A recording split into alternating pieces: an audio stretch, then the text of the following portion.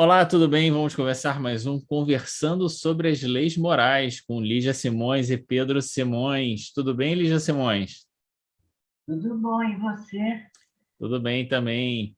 Se você não viu o nosso estudo anterior, que é a primeira parte sobre a lei divina e natural, tem um cardzinho aqui que você pode acessar. Hoje a gente vai fazer a segunda parte do primeiro capítulo, que está na terceira parte do Livro dos Espíritos, sobre a lei divina e natural, falando especificamente sobre o bem e o mal, né? Um tema delicadíssimo, né? E que a gente vai tentar aqui, pelo menos, tirar as ideias principais desse item, né? Lembrando que toda a discussão ela veio vindo no sentido de que existe uma lei geral, não é?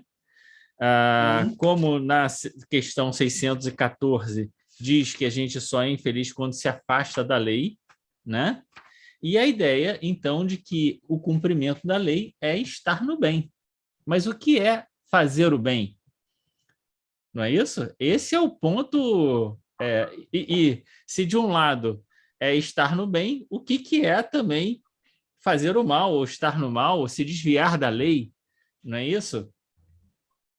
isso muito interessante, porque quando a gente pensa que o ser humano, em todos os tempos, buscou entender esse conceito de bem e de mal, não é? Desde a antiguidade, Platão, Sócrates, depois Santo Agostinho, São Tomás de Aquino e tantos outros pensadores, não é?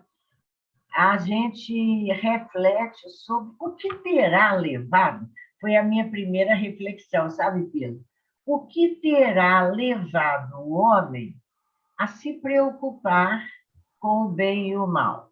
Terá sido o desejo de fazer o bem ou o cansaço do mal, né?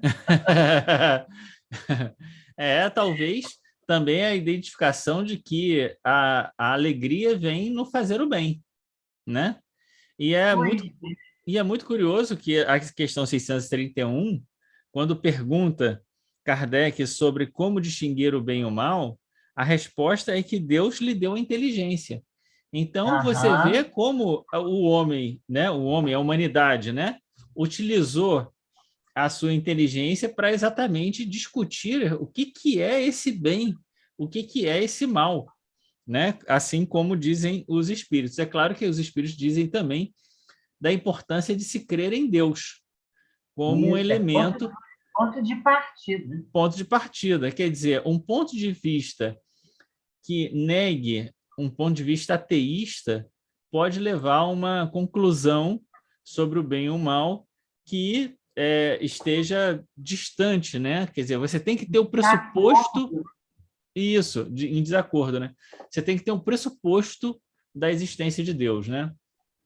isso aí. Agora, também uma outra observação que eu acho que cabe a gente fazer nesse início é de que nós vamos, embora todos os trabalhos louváveis feitos pelos filósofos através dos tempos, nós vamos nos deter na nossa conversa no pensamento de Kardec, trazendo para nós a realidade espiritual, não é? Trazendo para nós a doutrina espírita, os pressupostos da doutrina.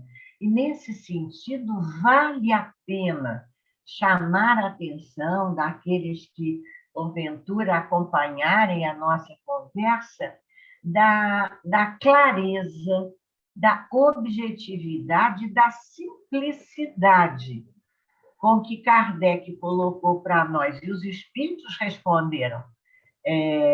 Esse tema, que é um tema tão instigante, não é? E às vezes abordado com tanta profundidade, não que não seja profunda a abordagem de Kardec, mas a forma de abordar é uma forma muito gostosa da gente acompanhar, muito simples, muito palatável, como diria uma grande amiga nossa. Yeah.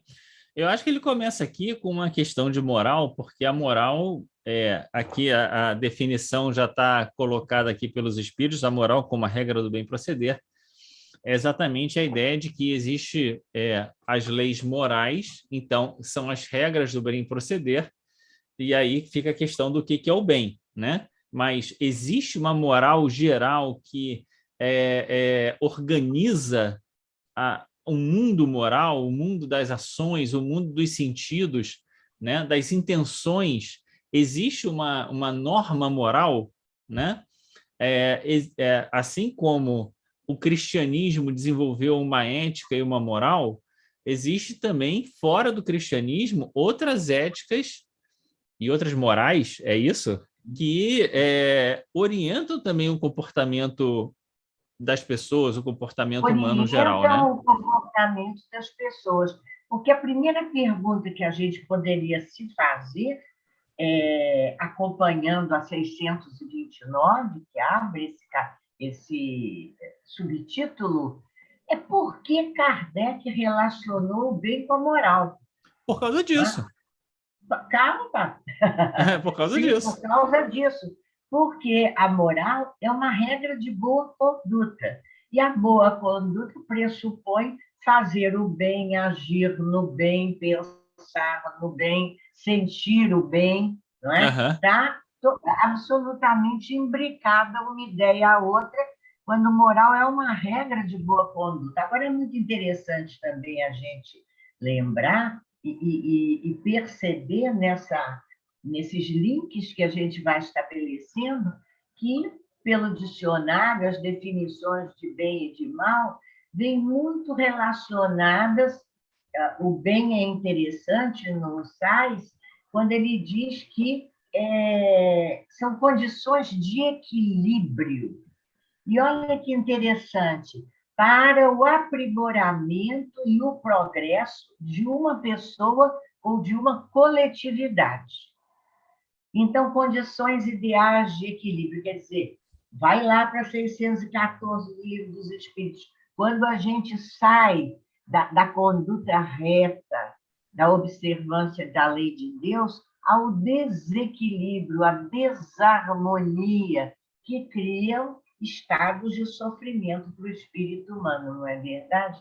E o mal seria tudo aquilo que fere esses princípios. Sim, calma, mas vamos ver o que está aqui no texto. Não, eu estou dizendo, na definição sim. do dicionário. Sim. Né? Tudo que é nocivo à felicidade ou ao bem-estar físico e moral. A percepção do homem, independente de observar, e aí a doutrina acrescenta para nós, que todas essas condições para equilíbrio, manutenção da paz, da harmonia íntima, essa moral está calcada na observância da lei de Deus. A lei de Deus não aparece nas definições dos dicionários da Terra. É isso que eu queria chamar a atenção. Ah, certo. Mas eu encontrei pelo menos 3 formas diferentes de como os espíritos definem o que é fazer o bem para o outro. Porque tem que fazer... Sim, a gente está assim, na primeira questão, né? A definição. Aí, o que é... Tendo em vista o bem e para o bem de todos. O bem de todos. Isso. Mas essa é a primeira definição. Existem mais 3. Mais 2, na verdade. Então, a primeira é essa. Funda-se a observância da lei de Deus. Na lei de Deus, o homem procede bem quando tudo faz pelo bem de todos. Certo. Então, esse é o primeiro ponto, que eu acho que é muito importante a gente sinalizar, porque essa definição, que a gente devia marcar com lápis na mão, não é falada normalmente nas palestras, nos centros. Não é? Repete qual é essa primeira definição, por favor. Quando tudo faz pelo bem de todos. Tudo. Tudo. Isso está lá adiante, né? Uma questão adiante. Não, está aqui na 629. Na própria 629. O homem procede bem quando tudo faz pelo bem de todos. tudo faz. Aí eu grifei, tudo faz e pelo bem de todos. E isso, Não porque há bem então cumpre a lei de parcial. Deus. Então, o cumprimento da lei de Deus é fazer tudo pelo bem de todos. Eu acho importante sinalizar isso, porque normalmente hã? A Importantíssimo. gente não olha para isso, não observa isso, né? A segunda, que Uhum. aí ele vai dizer, mas como é que eu posso saber se eu estou fazendo bem, se eu estou fazendo mal, e etc. Vai entrar ali naquela discussão. Ele vai dizer, Jesus disse, veja o que querias que fizessem ou não fizessem, e tudo se resume nisso, né? Certo. Então, veja o que querias que vos fizesse ou não vos fizesse. Então, tem aquilo que é bom para mim, e se é bom para mim, eu vou atribuir para o outro, né? Entendendo, me permita um parênteses, entendendo que o bom para mim é o bom, é o bem na observância da lei de Deus. Porque Sim, muitas vezes o nosso espírito enganado pensa que o bem é como é que a gente pode dizer isso quando a gente aceita? É a concordância com o erro. é. Não, mas às vezes Ah, assim, o que ele está dizendo é assim, você gostaria que isso fosse feito para você? Se você não gostaria que fosse feito para você, não faz para o outro, de acordo com a lei né? de Deus. Eu E poderia ele vai dizer, dizer, Pedro, faz as minhas vontades. Eu quero isso. Às vezes eu quero, mas eu não devo. né? Eu É, quero, eu posso fazer, mas eu não devo. é, Então, é o bem em concordância com a lei de é. Deus. Porque Mas, às vezes a gente se engana e pensa que o mal é bem. é. Mas veja, ele pergunta isso. Será que a gente não pode se enganar? Aí ele vai dizer É. exatamente essa resposta. Ele vai Aham. dizer: Jesus disse, veja o que você queria que vos fizesse e faz para o outro, né? Então a gente. Aí ele vai dizer: tudo se resume a isso. Então, fazer o bem para todos e cumprir o mandamento de Jesus, num certo sentido, são complementares. Não é isso? Falando da mesma coisa de maneira E diferente. qual é o terceiro? Qual é o Diga-me terceiro? lá. Vou dizer. O terceiro está na resposta 643, da Aham. questão do 643, que diz assim: porque para fazer o bem não consiste para o homem apenas ser caridoso, mas em ser útil, na Útil. medida do possível, todas as vezes que seu concurso venha a ser necessário.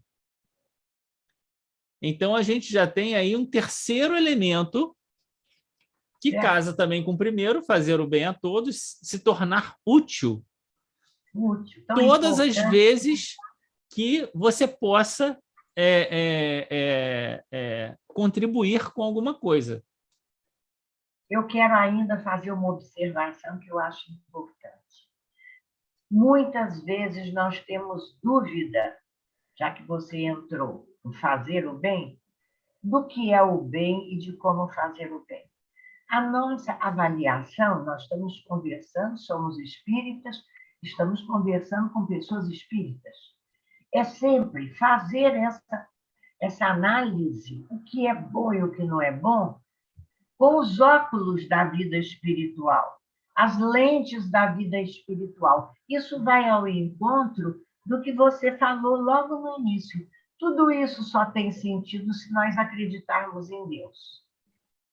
Então, essa análise, que a gente se prepare para a análise, porque há situações na vida em que a gente fica na dúvida, Sim, não é? claro.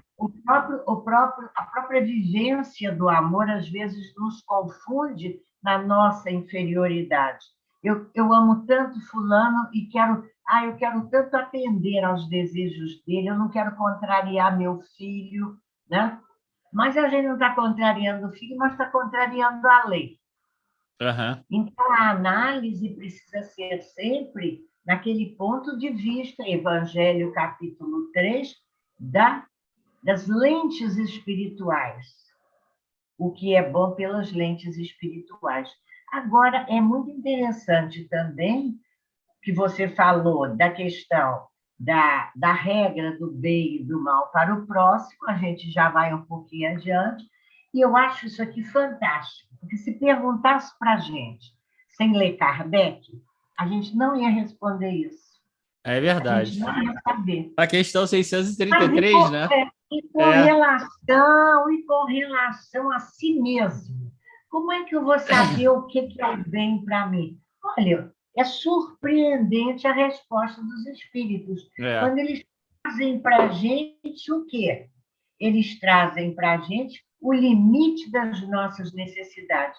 Aquele estudo importantíssimo de necessário e supérfluo, que, aliás, vou fazer um parênteses, recomendando que as pessoas acompanhem o seu canal e os seus estudos de domingo, que estão muito bons.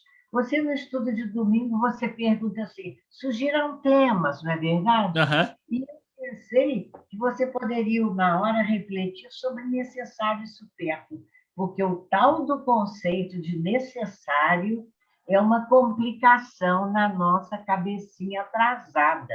é. O que é necessário para mim bota em choque nossos vícios morais, nossas paixões, tudo que a gente ainda traz de menos bom, para não falar negativo. Fica a sugestão, vamos voltar ao nosso tema. Em relação a si mesmo, a lei natural traça para o homem o limite das suas necessidades. Não, falando sobre isso, isso é cena dos próximos capítulos, não é? Porque está na lei se eu não me engano, na lei de conservação, né? A questão do necessário supérfluo. Então, a gente vai chegar lá. Eu posso até fazer o estudinho de domingo, mas depois você não foge dessa discussão, né? Não vou fugir, não, mas posso ir amadurecendo com você. Vamos certo, lá. mas aqui ele vai falar isso, do limite das necessidades, e aí é muito interessante a continuidade da resposta, né? Porque vai dizer assim, se ele ultrapassa esse limite, é punido pelo sofrimento. Então, quanto de sofrimento que a gente tem, que, na verdade, é apenas excesso que nós próprios cometemos invigilantemente. Né? Né? Aí, veja bem, ainda tem a continuidade, porque não termina aí. Se atendesse sempre a voz que ele diz basta, evitaria a maior parte desses males. E que voz é essa que diz basta? A voz da consciência. A voz da consciência. A voz da consciência. Então, em algum momento, uma luz faz na nossa mente que diz assim, pô, será que vale a pena continuar fazendo isso, né? Será que eu não tô, será que não foi, né? E a gente certamente muitas vezes diz, não quero me preocupar com isso, não tem problema, né? Encontra uma desculpa, bota a culpa na natureza, bota a culpa na natureza, ou então, tristemente, Deus me fez assim. Oh, coitado. Tristemente, a gente também apela para alguns argumentos espíritas, dizendo, na próxima, isso aí é uma coisa que eu vou resolver nas encarnações, né? E bota para frente. Falta de maturidade. E bota para frente, né? Não percebendo... do jeito. Não entendi. Mais tarde eu dou jeito. Mais tarde eu dou jeito, né? Mais tarde eu dou jeito. Então, esse ponto aqui lembrando, termina você. Não, esse ponto da necessidade é muito importante, porque eu lembro de isso mostra essa ideia de que existe uma lei moral subjacente a todas as coisas, né? Então, quando você come mal, demais, né? E o seu corpo passa mal, o seu corpo, você não está contra a lei de Deus. A lei de Deus está se fazendo. E aquele resultado negativo é apenas o resultado disso. Então, É o que ainda a época de Kardec, aqui dos Espíritos, da publicação do Livro dos Espíritos, aparece, e essa é uma observação importante, como será punido pelo sofrimento. A ideia de punir pelo sofrimento é uma ideia de cumprimento da lei. Exatamente. Então, Perfeito. na verdade, você nunca está fora da lei, nesse sentido, porque o resultado negativo que você tem é apenas um ajustamento para que você né, volte para o estado, vamos dizer assim, Muito entre boa a aspas. ideia de ajustamento. É o mecanismo da lei Exatamente. É criado a lei exatamente. funcionando perfeitamente. Beleza. É a lei Porque a lei funcionando perfeitamente. sempre, não é verdade? Ela funciona sempre perfeitamente, independente do que você faça. Também uma outra percepção que a gente pode ter sobre a questão do bem e do mal, para chamar a nossa atenção, quando a gente fala, os espíritos dizem, Deus deu ao homem a inteligência para perceber o que é o bem e o mal. Hoje em dia, o progresso da ciência já nos mostra que muitas vezes nós usamos a nossa inteligência para nos sabotarmos espiritualmente, com justificativas que acho que foi Jung que chamou de armadilhas da mente. Nesse sentido, não vou falar da psicologia, não precisa me chamar a atenção. Vamos voltar para Kardec. Vamos voltar para Kardec. Onde pergunto a você, que isso fica bem claro, que a doutrina espírita encontra, ou melhor, a psicologia encontrou com a doutrina, que a doutrina veio antes. Matéria doutrinária, sabe onde? Num capítulo fantástico, que nos dá essa percepção das armadilhas da mente, que é inteligência e instinto. Muitas vezes nós nos surpreendemos quando lemos em O Livro dos Espíritos, a Gênese, os capítulos que falam sobre inteligência e instinto, que o instinto é mais seguro do que a inteligência. Parece um contrassenso. Mas a inteligência, muitas vezes, nós a usamos para disfarçar, para justificar, para criar circunstâncias, motivos, explicações justificativas para o eu quero e eu posso, independente do eu devo. Mas, muitas vezes, nessas horas, embora todas as explicações, não, isso é bom, deixa eu fazer, alguma coisa dentro de nós sinaliza, o sinalzinho vermelho, a voz da consciência, em forma de instinto. O coração bate mais forte, como se fosse uma advertência. Cuidado, cuidado, que não é bem assim. É muito importante isso, porque como a gente se engana, não é, Pedrinho? É verdade. E uma das coisas que a inteligência precisa fazer é exatamente perceber não apenas essa diferença do bem e do mal, como a gente já tem falado, mas, como a gente estava falando para si mesmo e o limite das necessidades, no comentário de Kardec, a questão 635, ele vai dizer que a razão cabe distinguir as necessidades reais das fictícias ou convencionais. Que ele vai perguntar se a posição social nos impossibilita de fazer o bem, né? Convenção. Oi? Convenção. Isso. E aí ele vai dizer, olha, a gente tem que saber distinguir as coisas, o que é de fato necessidade, o que é realmente necessário, e aquilo que é uma convenção, aquilo que é uma necessidade fictícia, né? E quanto a gente sofre no mundo por necessidades fictícias, que não são, de fato, importantes, né? E o que falta ao homem para que a inteligência faça essa distinção? Experiência. Não está na resposta da 638. 638 é que você pulou a 634. né? Não, eu A estou falando, 634... 631. O que falta ao homem para distinguir? Ah, não, mas a minha inteligência não alcança. Oi, oi. Ué, crê em Por quê? Deus? Não, menino, olha lá na 631. Deus lhe deu a inteligência para discernir um e outro bem e o mal, mas falta-lhe vontade. Ah, no meu não Vontade. tem isso. Por quê? Na Não, 631? não, não tem. Não é possível. Não, juro para você. A minha questão 631 é assim: tem meios o homem distinguir por si mesmo o que é o bem e o que é o mal? É a tradução de Guilhom Ribeiro. Sim, Que quando eu crê em estou na Deus e o Guilherme quer também. saber. Aí ele botou esse tem vontade como e o quer saber.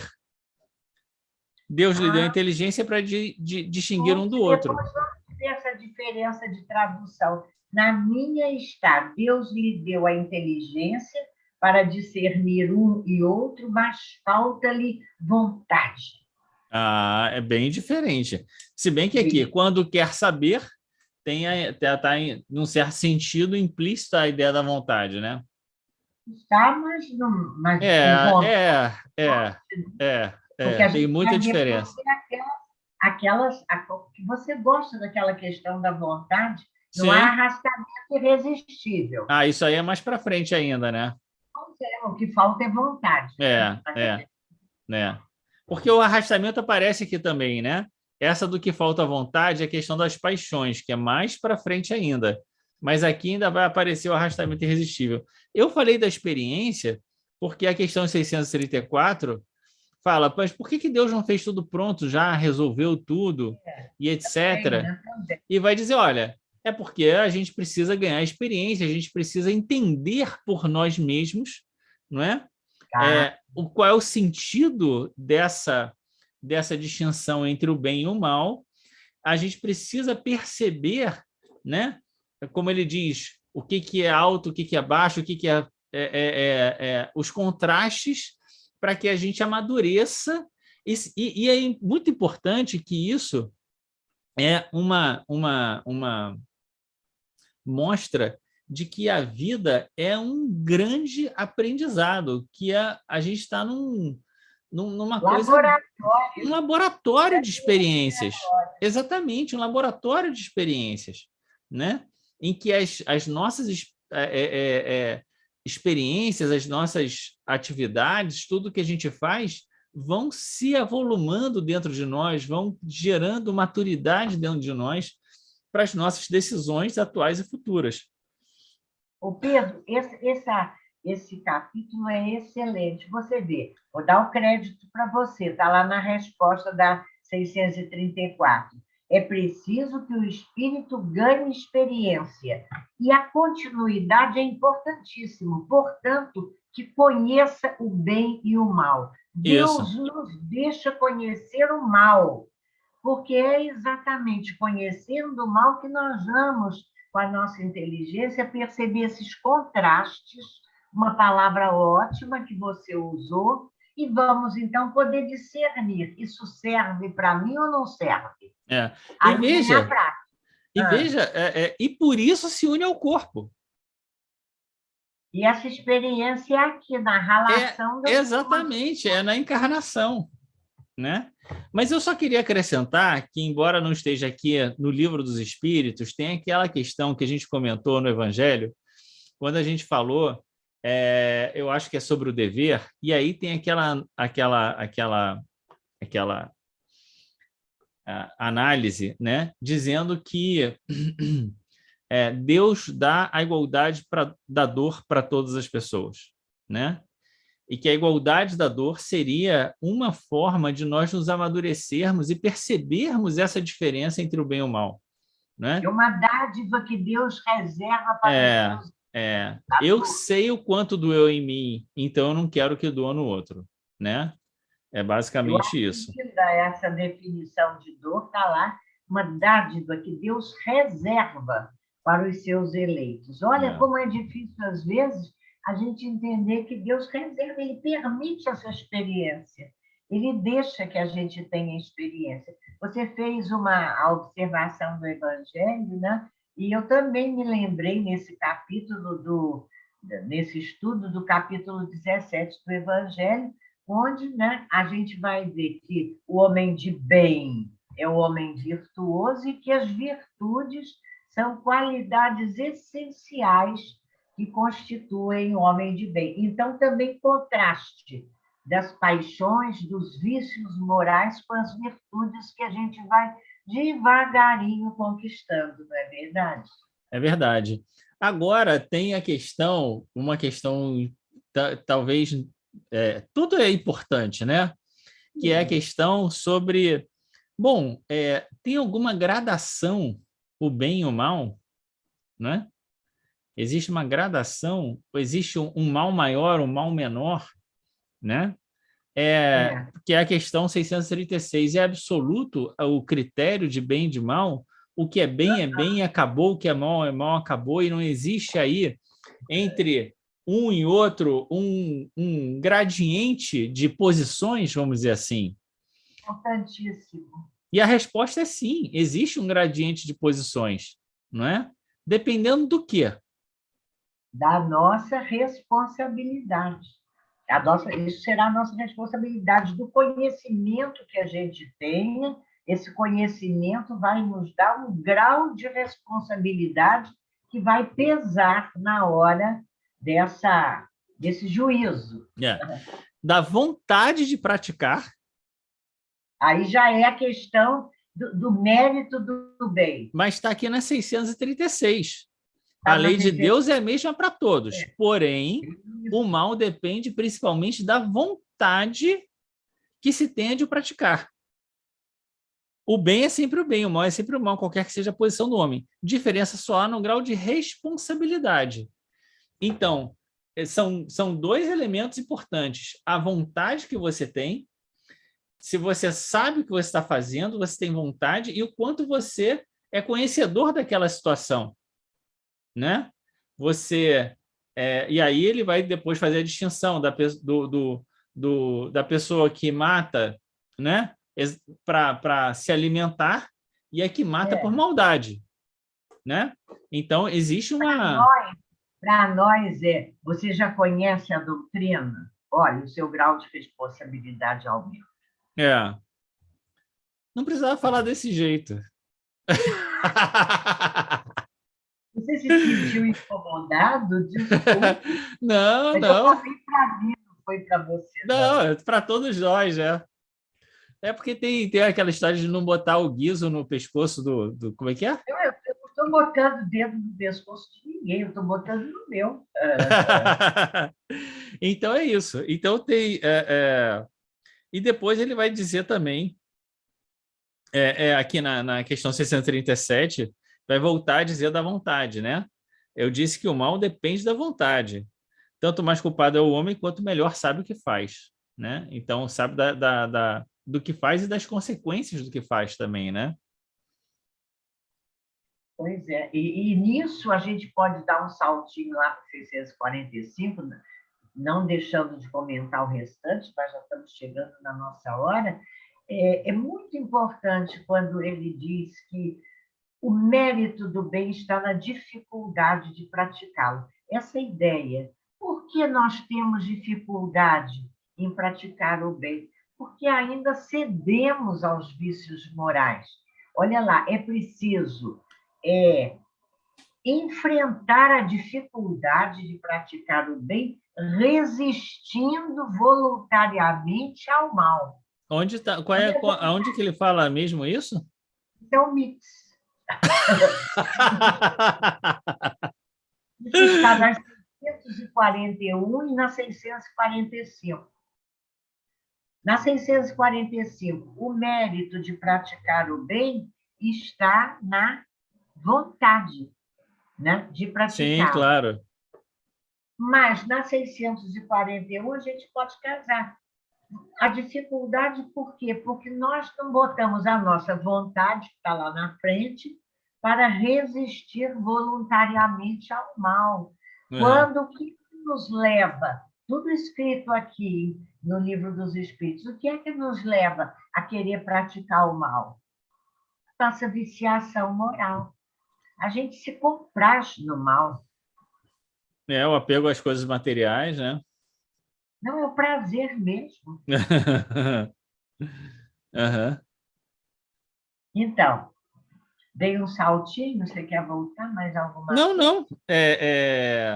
Nós fechamos bem Na assim. questão 638, só dizer que Ah, quando ele pergunta, às vezes o mal não é um mal necessário, aí ele vai voltar à questão da necessidade. Às vezes aquilo que você acha que é necessário agora para o seu entendimento, mas com o progresso talvez você perceba que isso não é tão necessário assim. Então, colocando em questão, né, esse argumento de que, bom, é um mal necessário. O mal nunca é necessário. Talvez a gente não esteja entendendo o que é, de fato, a necessidade do ponto de vista espiritual. não, o mal nunca é necessário ser praticado, Sim. mas Deus permite, Não, o Deus. mal é necessário para o homem, está lá na resposta. É É, necessário para que no uso de seu livre-arbítrio, e a gente tem comentou, livre-arbítrio, a liberdade de escolha, ele adquira experiência e responsabilidade. Aí ele vai dizer na 636, a lei é igual para todos, mas o grau de responsabilidade é proporcional ao conhecimento e ao amadurecimento, amarrando o é, comentário que fizemos. Então, o selvagem é diferente do homem é. civilizado. Outra Não coisa é que eu isso? acho importante comentar é quando ele diz que tão, é, tão como ele vai dizer aqui, aquele que se aproveita do mal também pratica o mal, né? Ah, E importante. como o ponto central da história não é exatamente aquilo que se passa na nossa alma, se você deseja o mal, mas não tem oportunidade de praticar, é como se tivesse praticado. Porque a questão está na pureza da alma. É verdade. Isso complementa, porque os espíritos dizem, não basta não fazer o mal, é preciso fazer o bem. Mas se eu não fizer o bem, mas desejar o mal também, Também, né? também não é feliz essa É, opção. é, A pessoa, não, já consigo não fazer, mas que eu desejo o é. mal do Não, outro. mas é aquela progressão que a gente viu no Evangelho. Pensar, né? Aquele que deseja, pensa, aquele que, né?